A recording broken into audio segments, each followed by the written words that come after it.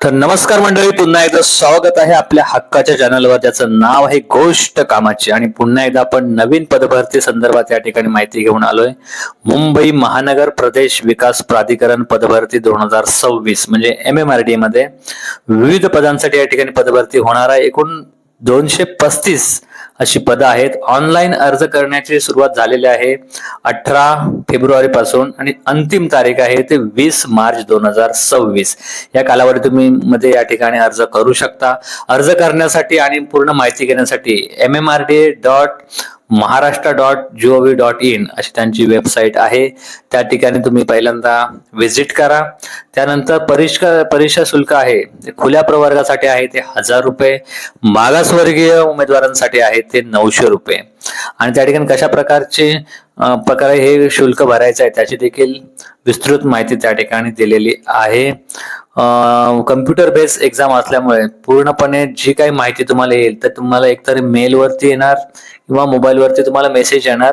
त्यामुळे update mobile number आणि तुमचा ईमेल ID असणं अतिशय गरजेचं आहे. या ठिकाणी सहाय्यक अभियंता श्रेणी 1 म्हणजे हे गट अ च या ठिकाणी पद आहे आणि वेतन श्रेणी आहे S20. यासाठी तुम्हाला डिग्री इन सिव्हिल इंजिनिअरिंग असणं गरजेचं आहे. त्यामुळे जर तुमचे कोणी नातेवाईक किंवा मित्र परिवारामध्ये असं कोणी केलेलं असेल कोर्स सिव्हिल इंजिनिअरिंग मध्ये, त्यांना नक्की हा व्हिडिओ पाठवा. त्यानंतर सहाय्यक अभियंता श्रेणी 1 संकेत व दूरसंचार हे देखील गट अ च पद आहे. त्यानंतर उपनियोजक हे देखील गट अ पद आहे. वेतन श्रेणी त्याची देखील S20 असं आहे. यामध्ये पूर्ण माहिती तुम्हाला दिलेली आहे. त्यामुळे पहिल्यांदा तुम्ही PDF चा स्टडी करा. कोणत्या पदासाठी त्या ठिकाणी तुम्ही एलिजिबल आहात. पुढील पद आहे सहाय्यक भूमी व मिळकत व्यवस्थापक, हे ब गटाचं पद आहे. वेतन श्रेणी याचं आहे S16. त्यानंतर सहाय्यक अभियंता श्रेणी 2 कनिष्ठ अभियंता स्थापत्य हे देखील गट ब च पद आहे. त्याला देखील S15 वेतन श्रेणी आहे. त्यानंतर किती पद आहे त्याची देखील या ठिकाणी माहिती आहे. त्यामुळे तुम्ही कोणत्या पदासाठी या ठिकाणी इलिजिबल आहात, शैक्षणिक अर्हता तुम्ही पूर्ण करताय हे पहिल्यांदा पाहून त्यानंतरच तुम्ही फॉर्म तो भरायला घ्या. जसं तुम्हाला सांगितलं ऑलरेडी रजिस्ट्रेशन सुरू झालेलं आहे. 20 मार्च 2026 ही अंतिम या ठिकाणी तारीख आहे.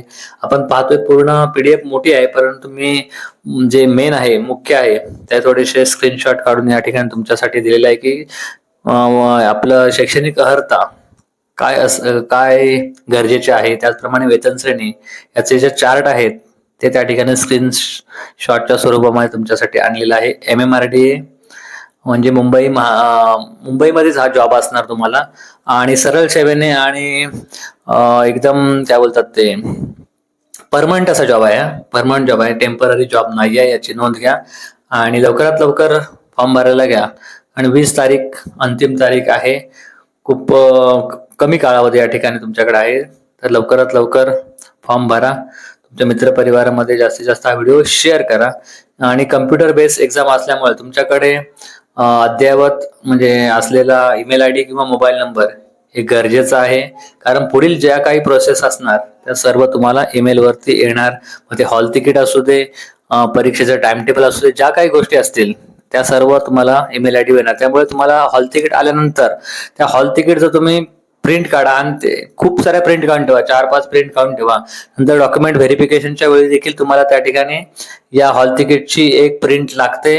कारण TCS जेव्हा व्हेरीफाय करते, डॉक्युमेंट व्हेरिफिकेशनला बोलवतात, तेव्हा पुन्हा तुमचं त्या ठिकाणी व्हेरिफिकेशन केलं जातं.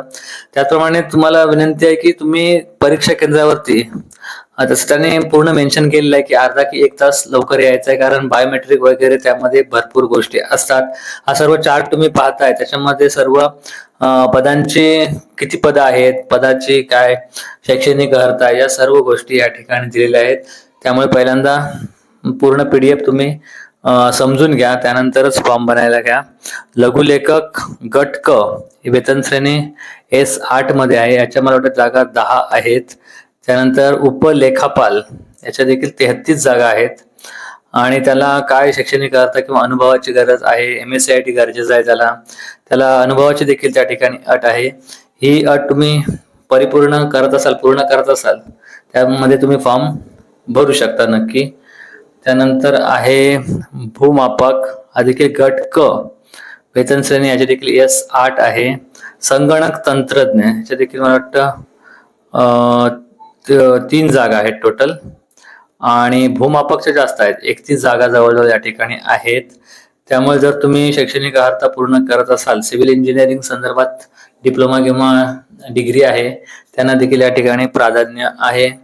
त्यामुळे पूर्ण या ठिकाणी PDF स्टडी करून त्या ठिकाणी पूर्णपणे तुम्ही हा परिपूर्ण फॉर्म भरू शकता. त्यानंतर कम्प्युटर बेस्ड एक्झाम, त्यामध्ये देखील त्याने पूर्ण माहिती दिली आहे की कोणत्या पदासाठी कशा प्रकारचे एक्झाम पॅटर्न आहे, त्याची पूर्ण माहिती दिल्यामुळे, आणि किती कालावधी आहे. मला वाटतं 120 म्हणजे 2 तासाचा त्या ठिकाणी तुम्हाला कालावधी असणार. 200 मार्क्सची परीक्षा आहे.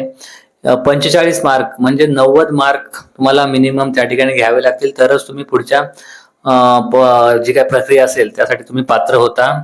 त्यामुळे 45% कमीत कमी 90% 200 पैकी तुम्हाला घेणं गरजेचं आहे. त्यामुळे त्याचप्रकारे पूर्ण कशा प्रकारचे या ठिकाणी अभ्यासक्रम असणार याची देखील माहिती दिलेली आहे. त्यामुळे तुम्हाला अभ्यास करताना देखील कोणत्याही अडचणी येणार नाहीत. त्यामुळे पूर्णपणे हे समजून घ्या. तुम्ही PDF घेतल्यानंतर एखादा त्याची प्रिंट काढा, त्याच्यामध्ये कशा प्रकारचे अभ्यासक्रम दिलेला आहे त्यानुसार तुम्ही जर अभ्यास केलात तर 200 पैकी तुम्हाला 150, 160, 170 जर मार्क्स तुम्ही त्या ठिकाणी घेऊ शकलात तर तुम्हाला चान्सेस आहेत की नोकरी लागण्याचे चान्सेस जास्त आहेत. त्याचप्रमाणे पूर्ण प्रत्येक पदाचं वेगवेगळं असा फॉर्मेट दिलेला आहे, त्यानुसार तुम्हाला अभ्यास करायचा आहे. जसं तुम्हाला सांगितलं mmrda.maharashtra.gov.in जी वेबसाईट दिली आहे पहिल्या PDF मध्ये पेजेसमध्ये, ती पूर्ण माहिती दिलेली आहे. ती पूर्ण माहिती तुम्ही घ्या. त्यानंतर कम्प्युटर बेस्ड एक्झाम असल्यामुळे तुम्हाला सर्व ऑनलाईन गोष्टी आहेत, त्यासाठी तुम्हाला तुमचा अपडेट असलेला email ID त्या ठिकाणी असणं गरजेचं आहे. मोबाईल नंबर तुमचा तुम्ही चालू ठेवायचा आहे.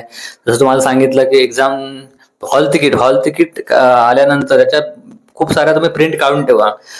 कधी कधी काय होतं, नंतर ते जी त्यांची वेबसाईट असते किंवा लिंक असते ती कालांतराने ते बंद करतात.